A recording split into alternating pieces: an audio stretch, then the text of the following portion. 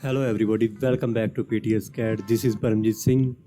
जैसा कि आप सब जानते हैं, हमने स्टार्ट की हुई आर्कीकैड के ऊपर कंप्लीट वीडियो सीरीज़, जिसके अंदर मैं आपको प्रोवाइड कर रहा हूँ कंप्लीट सोल्यूशन वीडियोस रिगार्डिंग आर्कीकैड। आज की वीडियो में हम जानेंगे कॉलम एंड बीम टूल के बारे में, जिसके अंदर मैं आपको बताऊंगा कि कॉलम एंड बीम को कैसे प्लेस किया जाता है प्रोजेक्ट के अंदर, इनको यूज़ करने के मेथड्स के बारे में हम बात करेंगे। इसके अलावा हम जानेंगे कॉलम एंड बीम को कैसे कस्टमाइज किया जाता है आर्कीकैड के अंदर। अगर आप हमारे चैनल पर पहली बार आए हैं तो मेक श्योर हमारे चैनल को सब्सक्राइब करें एंड जो पास में बेल आइकन है उसे प्रेस करें, ताकि जो हमारी आने वाली वीडियोज़ हैं उसकी नोटिफिकेशन आपको सबसे पहले मिल सके। तो बिना किसी देरी के लेट्स गेट स्टार्टेड।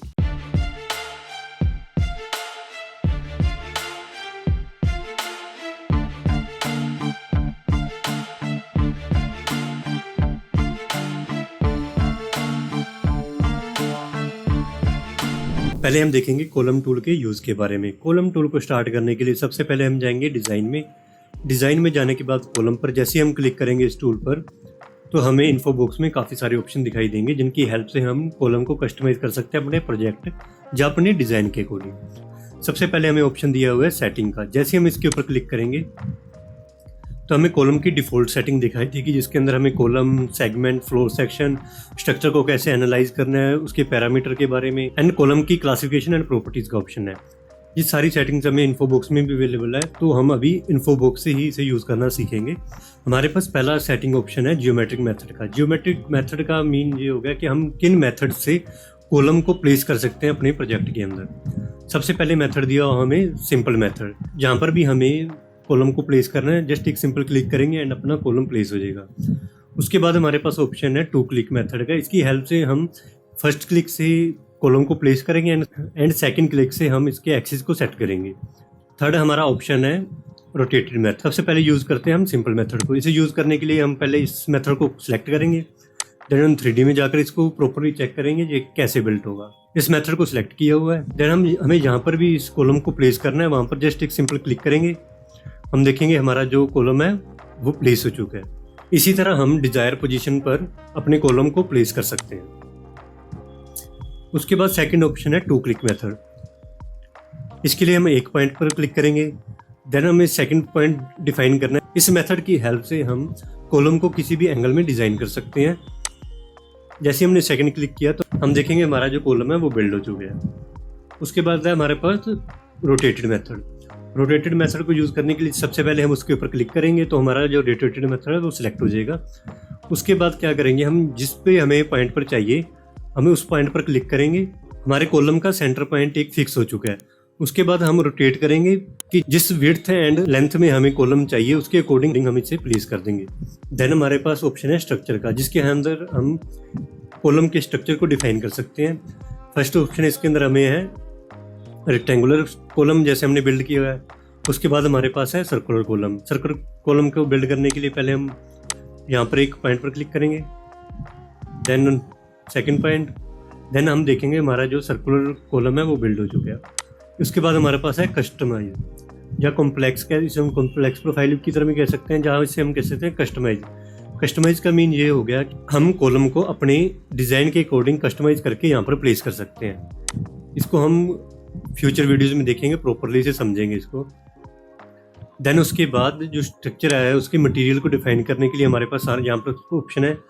जो ये मटेरियल है वो ब्रिक का भी हो सकता है, जैसे ये कॉलम है वो ब्रिक का हो सकता है, कंक्रीट का हो सकता है, या मेसनरी ब्लॉक हो गई, रेनफोर्समेंट कंक्रीट है, तो हम इसको स्ट्रक्चर को डिफाइन कर सकते हैं। उसके बाद हमारे पास ऑप्शन आता है फ्लोर प्लान एंड सेक्शन का, जिसकी हेल्प से हम डिफाइन कर सकते हैं कि जो हमारा कॉलम है वो फ्लोर के अंदर कैसा दिखेगा या कैसा उसका व्यू पॉइंट होगा। उसके बाद हमारे पास ऑप्शन आता है लिंक स्टोरेज का।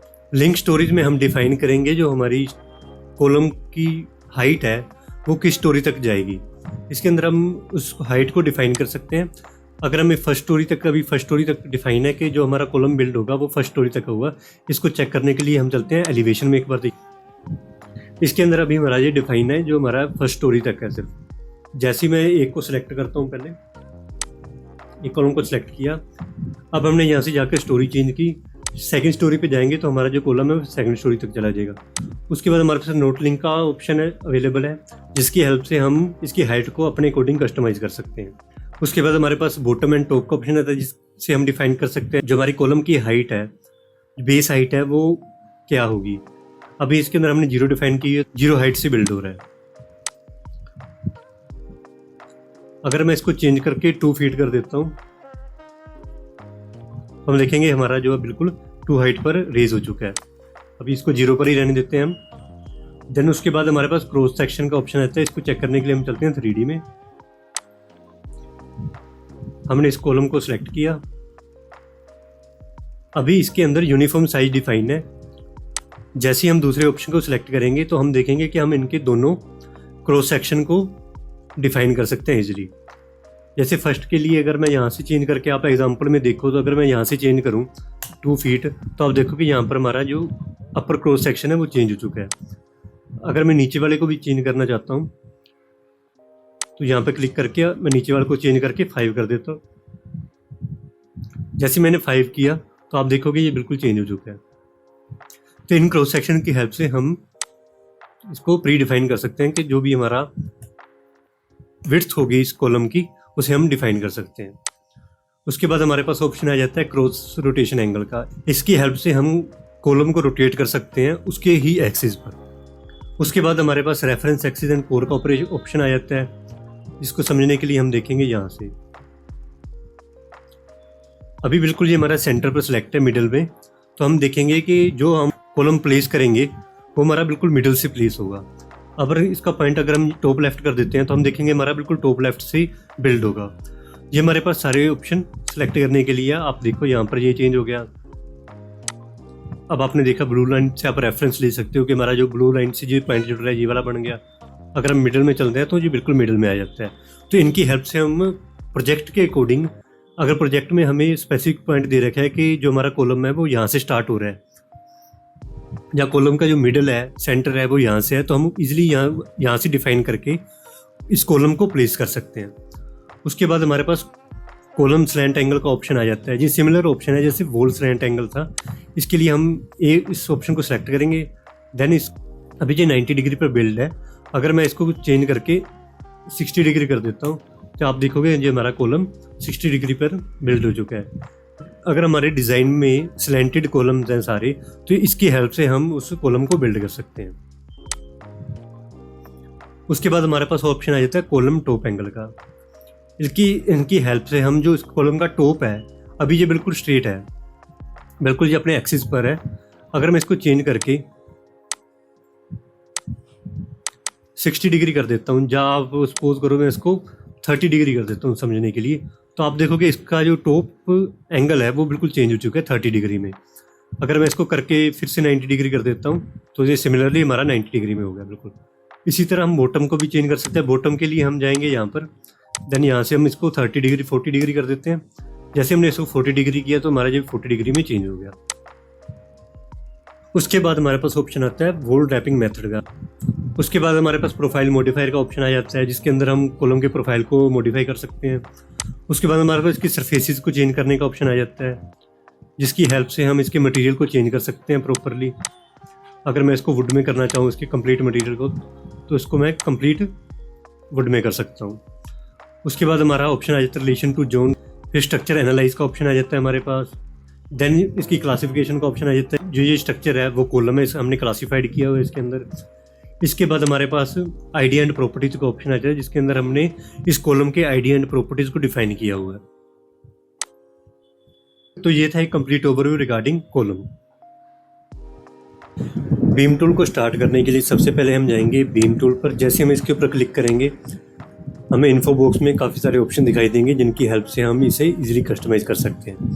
सबसे पहले हमारे पास ऑप्शन है डिफ़ॉल्ट सेटिंग का। जैसे हम इसके ऊपर क्लिक करेंगे तो हमें बीम की डिफ़ॉल्ट सेटिंग दिखाई देने लगेंगी, जिसके अंदर हमारे पास ऑप्शन है बीम का, इसके सेगमेंट का, होल का जो प्रोवाइड होगा बीम के अंदर, उसका ऑप्शन है फ्लोर प्लान एंड सेक्शन का ऑप्शन है, स्ट्रक्चर को एनालाइज करने के लिए जो पैरामीटर डिसाइड करने पड़ते हैं उसका ऑप्शन है हमारे पास, देन क्लासिफिकेशन एंड प्रॉपर्टीज़ का ऑप्शन है। अभी हम चलते हैं इन्फो बॉक्स में, जो हमारे पास सेटिंग अवेलेबल है उनको यूज़ करना सीखते हैं।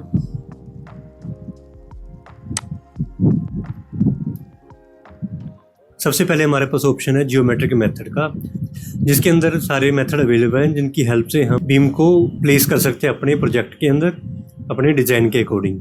तो सबसे पहले मेथड है सिंपल मेथड। इसको यूज़ करने के लिए पहले हम इसको सिलेक्ट करेंगे, देन वन पॉइंट सिलेक्ट करेंगे, देन सेकंड पॉइंट को सिलेक्ट करेंगे, तो हमारी जो बीम है वो बिल्ड हो चुकी है। इसके बाद हम 3D में जाकर चेक करते हैं, तो हम देखेंगे हमारी जो बीम है वो रेडी हो चुकी है। इसके बाद हमारे पास है सेकंड मेथड, चेन मेथड। इसको यूज़ करने के लिए फर्स्ट पॉइंट क्लिक करेंगे, then second, then third, then fourth, then fifth, and इसको हम कंटिन्यूस मेथड भी कहते हैं, जिसकी हेल्प से हम कंटिन्यूस अपने प्रोजेक्ट के अकॉर्डिंग बीम को यूज़ कर सकते हैं। जैसे हम ओके पर क्लिक करेंगे तो ये हमारी बीम है वो बिल्ड हो चुकी है। अगर हम 3D में जाकर देखें तो हमारी ये बीम बिल्ड हो चुकी है। उसके बाद हमारे पास थर्ड मेथड आता है, रेक्टेंगुलर मेथड। इसको यूज़ करने के लिए पहले हम एक पॉइंट सेलेक्ट करेंगे, देन दूसरा पॉइंट सेलेक्ट करेंगे, देन हम देखेंगे हमारी जो बीम है वो बिल्ड हो चुकी है। उसके बाद हमारे पास सर्कुलर मेथड का ऑप्शन आता है, जिसके अंदर हम सर्कुलर वे में बीम को बिल्ड कर सकते हैं। उसके लिए हम पहले एक पॉइंट सेलेक्ट करेंगे, देन इसका रेडियस सेलेक्ट करेंगे हम, देन ओके। देन हम देखेंगे कि हमारे एक पॉइंट सेलेक्ट हो गया। हम अब किसी भी आर्क में, जब पूरा सर्कुलर स्पेस में, हम इस बीम को बिल्ड कर सकते हैं अपने डिज़ाइन के अकॉर्डिंग। उसके बाद हमारे पास स्ट्रक्चर का ऑप्शन है, जिसके अंदर हमें स्ट्रक्चर के लिए डिफरेंट पार्ट्स के बारे में ऑप्शन दे रखा है। इसके अंदर हम रेक्टेंगुलर बीम बिल्ड कर सकते हैं, सर्कुलर बीम बिल्ड कर सकते हैं। सर्कुलर बीम को सेलेक्ट करने के बाद हम चेक करते हैं, पहले हम एक पॉइंट सेलेक्ट करेंगे, देन हम सेकंड पॉइंट सेलेक्ट करेंगे, देन हम देखेंगे जो हमारी सर्कुलर बीम है वो रेडी हो चुकी है। उसके बाद हमारे पास जेनरिक स्ट्रक्चर का ऑप्शन आ जाता है। सिमिलर सारे ऑप्शन कॉलम में जैसे थे वो बिल्कुल सेम सारे ऑप्शन अवेलेबल हैं इसके अंदर। इसको हम ब्रिक स्ट्रक्चर में भी बना सकते हैं, अगर इसका मटेरियल चेंज करना है हमें। कंक्रीट स्ट्रक्चर में बना सकते हैं, रेनफोर्स कंक्रीट स्ट्रक्चर में बना सकते हैं, स्टोन स्ट्रक्चर में बना सकते हैं। इसके बाद हमारे पास ऑप्शन है फ्लोर प्लान एंड सेक्शन का, जिसके अंदर हम डिफाइन करते हैं कि 2D के अंदर हमें बीम का व्यू हमें कैसे दिखाई देगा। ये सारा हम इसके अंदर डिफाइन करेंगे।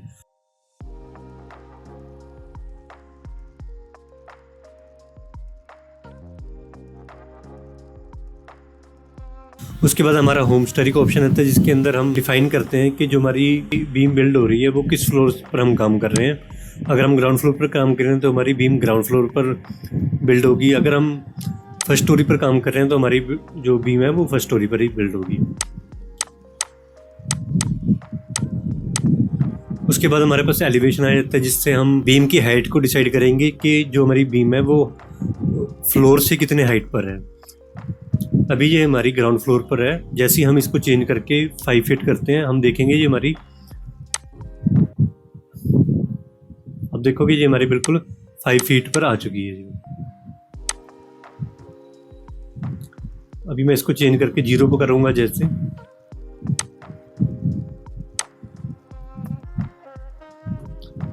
हम देखेंगे बिल्कुल हमारी ग्राउंड फ्लोर पर आ चुकी है अभी। इसके बाद हमारे पास लेंथ का ऑप्शन आता है कि हमें इसकी लेंथ क्या रखनी है। ये हम अपने प्रोजेक्ट के अकॉर्डिंग इसे मैनिपुलेट कर सकते हैं। उसके बाद हमारे पास ऑप्शन आता है क्रॉस सेक्शन एंड साइज का। ये सिमिलर ऑप्शन है जैसे हमने कॉलम के अंदर देखा था, वैसी सेम यहाँ पर हमारे पास ऑप्शन अवेलेबल है। इसको यूज़ करने के लिए पहले मैं सेकंड मेथड को यूज़ करूँगा। पहले हम इसके स्टार्ट एंड को चेंज करके देखते हैं एक पॉइंट को। इसके बाद हमने देखा यहाँ पर हमारा बिल्कुल चेंज हो चुका है। अगर हम इसको चेंज करके इसको भी हम 2.4 में चेंज कर देते हैं तो हम देखेंगे कि यहाँ पर भी हमारा चेंज हो चुका है। तो ये जस्ट हमारा क्रॉस सेक्शन साइज को चेंज करने के लिए हमारे पास ऑप्शन होते हैं। अगर दोनों को यूनिफॉर्म ही रखना है सेक्शंस को, तो हम फर्स्ट ऑप्शन को सिलेक्ट करेंगे यूनिफॉर्म साइज का। जैसे हम इसके ऊपर क्लिक करके 1 करेंगे तो हम देखेंगे हमारा दोनों साइड इक्वल चेंज हो चुके हैं। उसके बाद हमारे पास एक्सिस रोटेशन एंगल का ऑप्शन आता है, जिसकी हेल्प से बीम को उसके अपने ही एक्सिस पर रोटेट कर सकते हैं। अगर हमारी विड्थ एंड लेंथ डिफरेंट है तो इसका हमें काफ़ी बेनिफिट होता है। उसके बाद हमारे पास ऑप्शन आता है रेफरेंस एक्सिस एंड ऑफसेट का। इसको देखने के लिए हम जूम इन करता हूँ मैं।